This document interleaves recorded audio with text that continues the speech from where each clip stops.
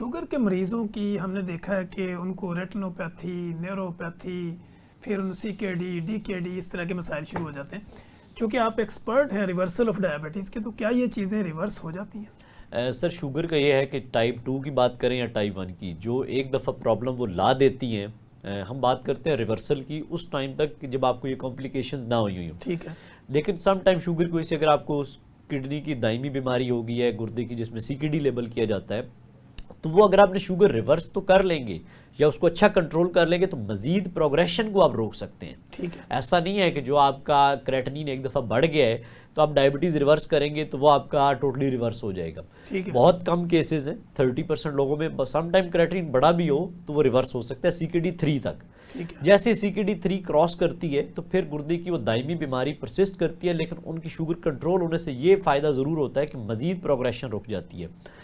Neuropathy की भी बात करें तो न्यूरोपैथी अगर अर्ली स्टेज पे है तो फिर तो उसको रोका जा सकता है, रिवर्स किया जा सकता है with proper medications, proper diet plan से।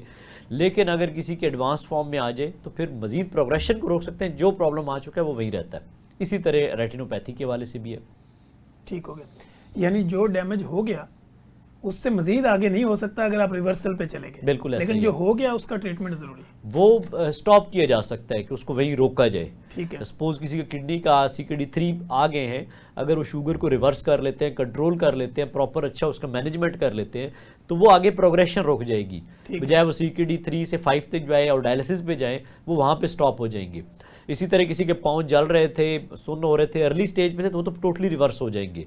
लेकिन अगर उनकी न्यूरोपैथी एडवांस हो गई है जिसमें उनको बिल्कुल महसूस होना ख़त्म हो गया है तो और उनको ज़ख़म बनना शुरू हो गए तो फिर वो मज़ीद होने से रोके जा सकते हैं। अगर किसी का पाँव सपोज काला हो चुका है, जो एम्पुटेशन वाला है, वो शुगर रिवर्स कर भी लेता है, तो जो फिलहाल प्रॉब्लम आ गया उसको ट्रीट करवाना ज़रूरी होता है। और वो जो है ना उसकी एम्पुटेशन होगी। उसकी एम्पुटेशन तो डेफिनेटली होगी। ठीक होगी।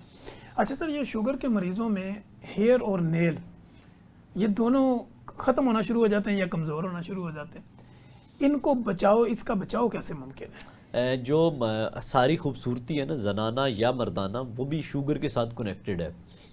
लाइक शुगर आपकी अनकंट्रोल रहती है तो हेयर लॉस हो जाना, बेसिकली मर्दों में टेस्टोस्टेरोन की कमी करवा देती है। ठीक है। मेल पैटर्न बाल्डनेस भी इसकी वजह से आ सकती है और वैसे भी आपके बाल गिरना शुरू हो सकते हैं। सेकेंडली जो आपके नेल्स हैं, यानी कि जो आपके नाखून हैं, उनकी भी आपकी नशो नुमा के लिए, जैसे बहुत सारे पेशेंट को इन्फेक्शन बार बार नाखून की वजह से, इसमें फंगल इन्फेक्शन सबसे टॉप पे आता है, वो भी अनकंट्रोल शुगर की वजह से होता है। ठीक है। अगर आपको बाल गिर रहे हैं, नाखून ख़राब हो रहे हैं, तो सबसे पहले तो शुगर के लेवल्स को ठीक करें, अपनी फास्टिंग रैंडम को विद इन रेंज लेके आएँ, अपना HbA1c कंट्रोल में करें, तो ये प्रॉब्लम ठीक हो जाएंगे। इसके अलावा कुछ वाइटामिन सप्लीमेंट डेफिनेटली इसमें हेल्प करते हैं, जिसमें बायोटिन है, वो जिंक है, वो भी आपके बालों के लिए और आपकी नेल के लिए बहुत ज़रूरी होता है। वो फिर पेशेंट टू पेशेंट वेरी करता है कि डाइट में ऐसी चीज़ें शामिल की जाए जिनसे ये नेचुरल चीज़ें मिल सकें, या हमें कोई सप्लीमेंट इसके लिए देने की ज़रूरत है ताकि ये चीज़ें बेहतर की जा सकें। ठीक होगा।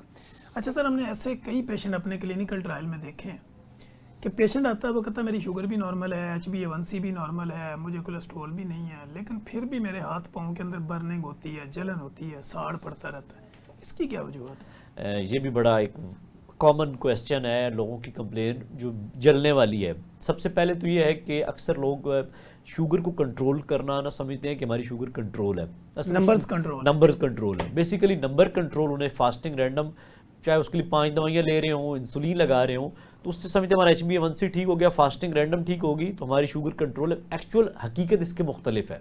ठीक है। अगर आपकी इंसुलिन रेजिस्टेंस बॉडी में ज़्यादा है और आपके शुगर लेवल कंट्रोल में भी है तो आपकी बीमारी वहीं की वहीं है। अक्सर लोगों में ये जो इसको दूसरी तरफ ले लेते हैं, अक्सर लोगों की शुगर ठीक आ रही होती है, HbA1c ठीक, उनको हार्ट अटैक हो जाता है, फालिज का अटैक हो जाता है, गुर्दे की प्रॉब्लम आ जाते हैं। दरअसल वो इंसुलिन रेजिस्टेंस कंट्रोल नहीं होती, जिसकी वजह से एक तो उनको ये प्रॉब्लम्स आ रहे होते हैं।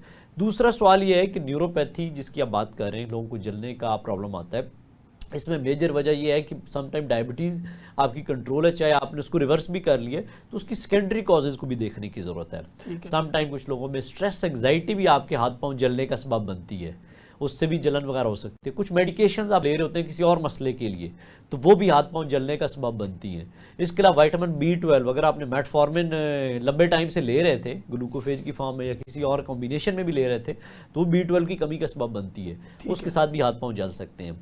इसके अलावा एक शुगर की पेचीदगी है जिसमें बाकी बीमारी भी शामिल है, लेकिन समटाइम शुगर के साथ भी आती है, वो कार्पल टनल सिंड्रोम है जी बिल्कुल। जिसमें रात में आप सोए होते हैं तो एकदम आपके हाथ सुन्न हो जाते हैं, आपको उठ के अपने हाथों को हिलाना पड़ता है, फिर जाके आपके हाथों को रिलीफ आता है। तो ये भी डायबिटीज़ की वजह से होती है, जिसमें बेसिकली आपकी एक नर्व होती है जिसे मीडियन नर्व कहते हैं, वो आपकी कंप्रेस होती है, उस पर प्रेशर पड़ता है, इन्फ्लेमेशन होती है, तो जिसकी वजह से भी आपके हाथ सुन्न हो सकते हैं।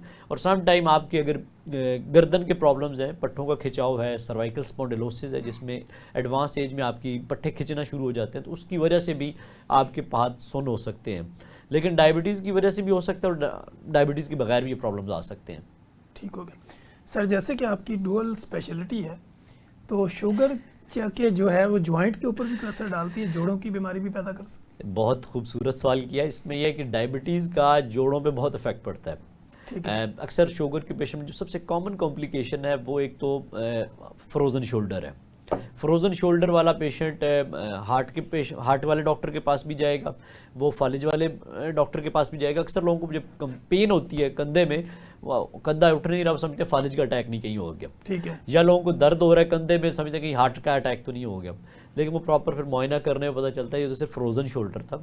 और फ्रोज़न शोल्डर किसी को हो जाता है जिसमें कंधा जैम हो गया, हरकत नहीं कर रहा, कमीज़ पहननी मुश्किल है, लेटना मुश्किल है, करवट लेना बड़ी मुश्किल है, डिपेंडेंसी आपकी दूसरों पे चली जाती है।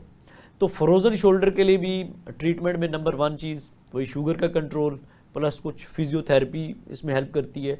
और फिर हमारे जैसे डॉक्टर फिर इसमें टीके भी लगाते हैं कि स्टीरॉयड के इंजेक्शंस भी लगाए जाते हैं जो कि सोजिश को कम करने के लिए। इसके अलावा जो और कॉम्प्लिकेशंस हैं उसमें ट्रिगर फिंगर एक प्रॉब्लम होता है।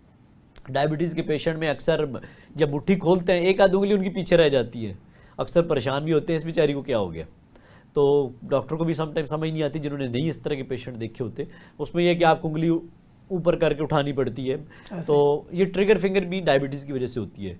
इसके अलावा एक डुपोट्रेंस कॉन्ट्रैक्चर बन जाते हैं, आपकी हाथों पे सख्ती आ जाती है आपकी जिल्द की, ये भी डायबिटीज़ की वजह से। कार्पल टनल सिंड्रोम की बात की। इसके अलावा जो सबसे कॉमन है वो पट्ठों का खिंचाव और पट्ठों की कमज़ोरी, ठीक है, बेसिकली जिसे हम सार्कोपीनिया भी कहते हैं, ये भी डायबिटीज़ की वजह से है, शुगर की वजह से है कि आपका पट्ठों का मैस कम हो जाता है। और एक प्रॉब्लम आता है डायबिटिक अमायोट्रोफी। इसमें ये होता है कि आपको खड़े होने में मुश्किल पेश आती है, आपकी जो थाइज़ के मसल हैं, यानी कि जो आपके थाइज़ यानी कि मसल कमज़ोर हो जाते हैं, आपसे खड़े होने में मुश्किल पेश आती है, चलने में मुश्किल पेश आती है, ये भी डायबिटीज़ की वजह से होती है।